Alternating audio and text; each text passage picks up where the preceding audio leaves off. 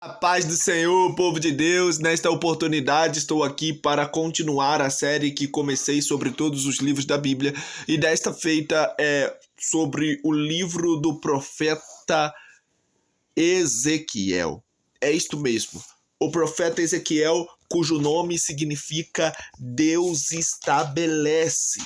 Ezequiel foi levado cativo para a Babilônia na segunda leva. Na primeira leva, Daniel foi, e na segunda leva, Ezequiel foi. Enquanto Jeremias está em Jerusalém profetizando, Ezequiel está cativo na Babilônia, exilado, profetizando. Ao passo que Daniel está entre os inteligentes, entre aqueles que são do clero, também exercendo o seu ministério profético.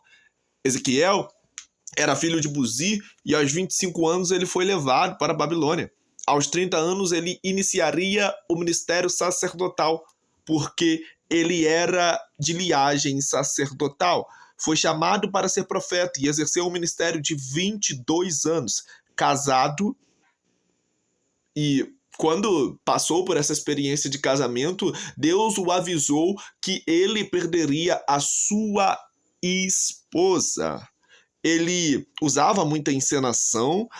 Ele, por exemplo, ficou 390 dias virado para o lado esquerdo e depois 40 dias para o lado direito. Ele raspou o cabelo, ele raspou a barba, e isso simbolizava um destino para cada lugar de Israel, porque ele raspou o cabelo, a barba, e em uma parte ele queimou um terço, a outra parte ele picotou, e com a outra ele jogou ao vento, simbolizando 3 destinos para 3 diferentes grupos de Israel. Ele era muito amado, ele era muito respeitado, ele era muito honrado pela nação de Israel.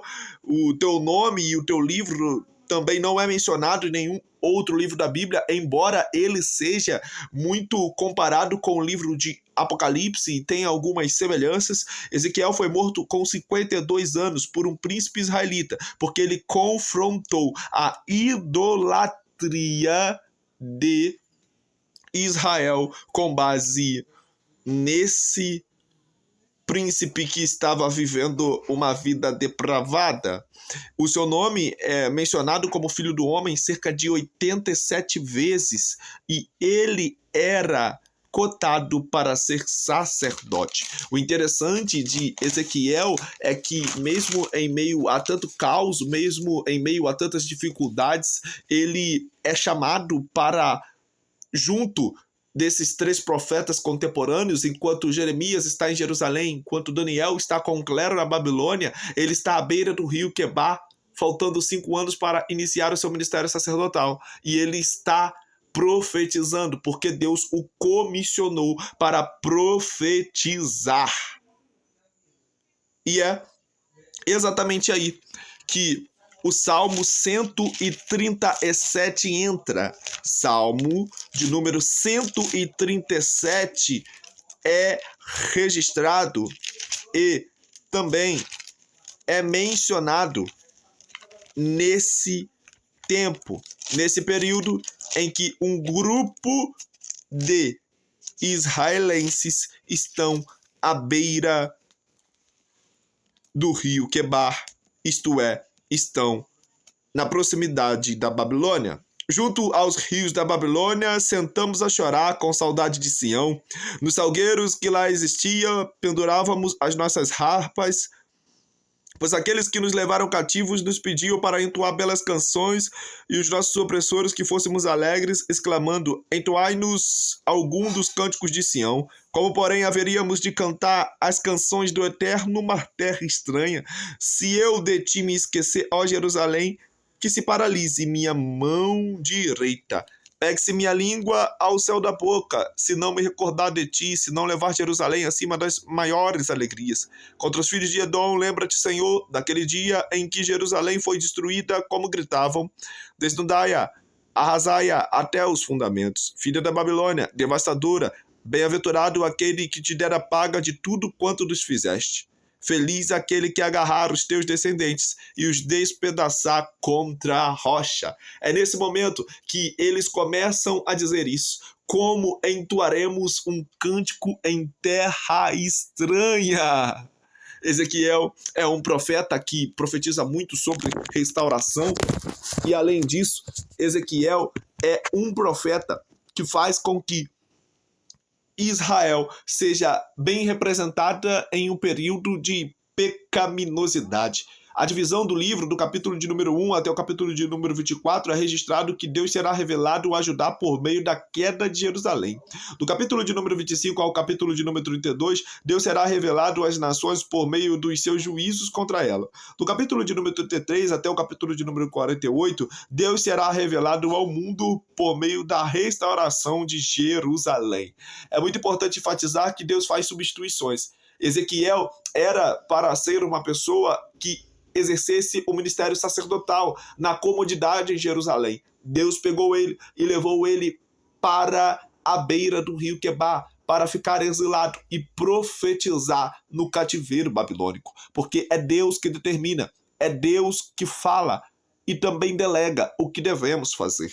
A marca da nossa geração precisa pautar de nós, porque é Ezequiel que diz que Noé, Jó e Daniel são mencionados como pessoas que se salvariam apenas a si mesmas naquela geração de pecaminosidade e de dificuldades.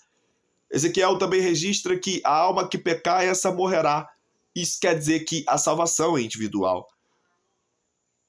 Deus pergunta: eis que eu procurei um homem para colocar na brecha, mas ainda não encontrei um homem que se pusesse na brecha, um homem que tomasse responsabilidade, mas ainda não encontrei. Nós precisamos nos colocar na brecha. É de Ezequiel a passagem que ele fala sobre o vale dos ossos secos. É de Ezequiel a visão do templo em que as águas pelas quais ele tem uma visão dentro de um templo no período de restauração, elas batiam no seu tornozelo e quanto mais ele ia aumentando a água, ia aumentando a profundidade, daqui a pouco batia nos seus joelhos, daqui a pouco batia no seu peito e daqui a pouco ele estava mergulhando no rio. Nós precisamos entender que a responsabilidade de mergulhar no rio de Deus, de mergulhar no rio do Espírito Santo, parte de nós. Nós precisamos abrir os nossos olhos para enxergar que há um rio que precisamos mergulhar a fim de que tenhamos mais intimidade com Deus. É de Ezequiel a expressão que diz Jeová chamar. Isto quer dizer, o Senhor está ali. Desta feita, eu convido a abrir a Bíblia comigo no livro de Ezequiel, livro de Ezequiel, livro do profeta Ezequiel, capítulo de número 36 e versículo de número 26. Ezequiel, capítulo de número 36 e versículo de número 26. É dito assim: e vos darei um novo coração e derramarei espírito novo dentro de cada um de vós.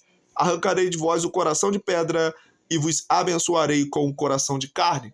Ezequiel é levado para a Babilônia e é percebido que o povo está com um coração incrédulo, com um coração tenebroso, com um coração de infidelidade, com um coração que os levam a crer que tudo estava por água abaixo.